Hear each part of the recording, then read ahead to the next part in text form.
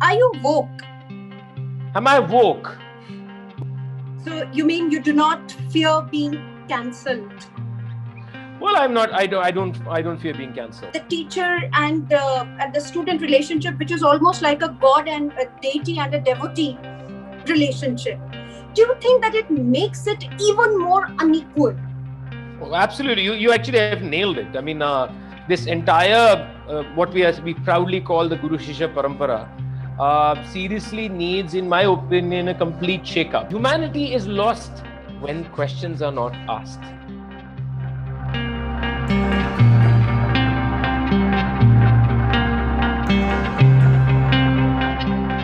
Our COVID ground reports cost us about 7.5 lakh every month. You can help our reporting from the ground. Go to thequint.com, click support the Quint tab, choose a plan and pay. TM Krishna, thank you very, very much for talking to the Quint.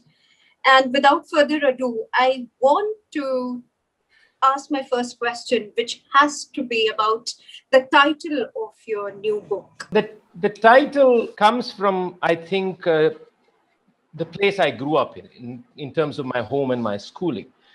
In both spaces, questioning was very, very naturally encouraged. There was no topic, for example, that I couldn't discuss at home, even right from childhood. So asking questions, even learning how to ask a question, we take that for granted. How does one frame a question? Inquiry comes from that. Are you also trying to make a political statement via this? I mean, it is utterly political. It cannot not be political, I guess, because I think one of the things that we seem to be missing in today's society, and we're being forced to miss, if I can use that expression, is asking questions. There are different ways it's dealt with. The establishment today have trivialized questions, have trivialized people who ask questions. They have labeled them as anti-national, pseudo-secular. I mean, the words just keep multiplying. So it's a very uncomfortable period in a democracy where the essential spirit is about holding yourself and holding everybody responsible in a truthful manner is taken to be an anti-national act. It's taken to be a non-creative act. We forget that questioning is a creative act. So in a way, you're stifling the creative spirit of people. And that's the environment we live in. You almost make it seem that everything is fine. Dead bodies floating on a river, that's okay. That happened because of some reason. Don't ask questions about that.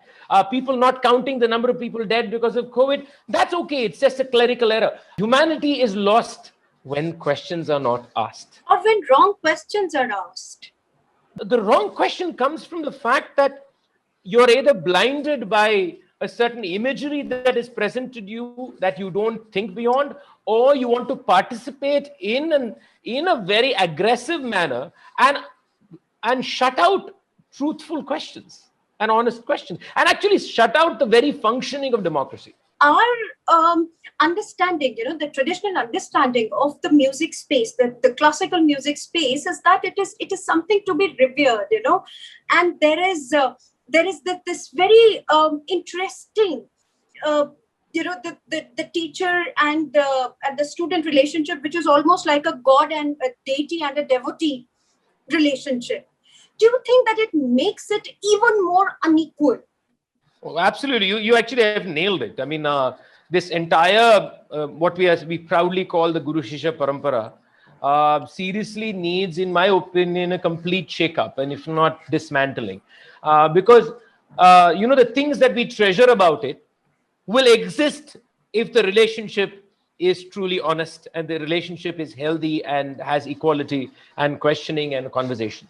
That sharing will happen. And like I've said, the sharing happens in many other spaces. You don't need to be an Indian in Guru-Shishya Parampara to have that kind of a mentorship relationship. We have stories across the globe. To think that there's something unique here is just one of those bubbles. But everything about it is unequal. Let's be very clear. And you're absolutely right. The way we treat this so-called classical space as music itself, as being something divine, needs a complete rehash. It is music. It is a form of music. That's it. We forget that this power dynamic is far more powerful than most other power dynamics. And as a teacher, I know it. As a teacher, I know how it's such a powerful and a dangerous kind of environment, right? What have you done to change it? I was initially imitating the way my teacher behaved with me. Okay, there was the power dynamic was very, very intact, right? But I changed. I through a period of time, my own realizations, the relationship has changed. We are friends. Of course, there is seriousness, and our classrooms are full of arguments, full of discussions. We shout at each other. I mean, my students have shouted at me. All those spots where we are blind, there has to be light shown on it. And therefore, you need a civil environment, which is why I said today's environment doesn't allow it. You need a civil environment. I just want to stop you here and ask a very simple question. Do you think that this has happened suddenly with the change of political parties in the center, or do you think that it has been perpetuated by something which is inherent to us in India? I mean, to believe that this just came up about 6 years ago is just nonsensical. The beauty of the idea of democracy, to me, is that it challenges this fundamental nature of the species, which is to hold power, and control people and oppress people. It's not enough if you write in a book. Who understands words like secularism and equality? We are a feudal society. We are a casteist society. We are misogynistic and patriarchal society. This is what we are. We have not nurtured the culture of ethical living in this country. If it has happened, it's happened by accident because of the nature of individuals here and there or clusters. And therefore, what has happened in the last 7 years is only a political party and a political mechanism and a thought process that has basically been opportunistic, used what is there, further polarized us, and just multiplying the effect. Are you woke? Am I woke? Woke or not is something that comes from the person asking that question. So if you believe I'm woke, I'm not going to come and convince you I'm not woke. If you don't believe I'm woke, fine, don't believe I'm woke. If you want to watch me for a while, because if you're suspicious of me, please be suspicious of me. So you mean you do not fear being cancelled? Well, I'm not. I don't fear being cancelled. I mean, I will keep asking difficult questions, and I can be cancelled in any direction, right? The cancel culture is there in all directions today.